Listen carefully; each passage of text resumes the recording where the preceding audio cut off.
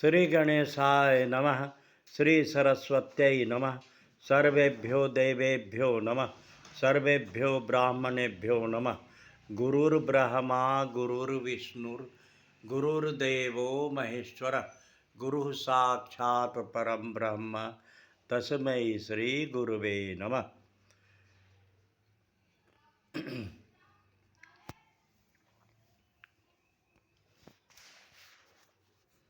अखंडमंडलाकारं व्याप्तं येन चराचरं तत्पदं दर्शितं येन तस्मै श्री गुरुवे नमः। अज्ञानतिमिरान्धस्य ज्ञानाञ्जनशलाकया चक्षुरुन्मीलितं येन तस्मै श्री गुरुवे नमः।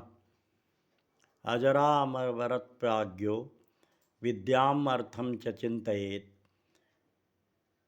गृहीतैव केशेषु मृत्युना धर्ममाचरेत्।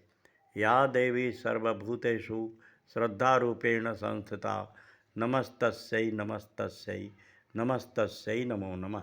सम ओम। जय माँ।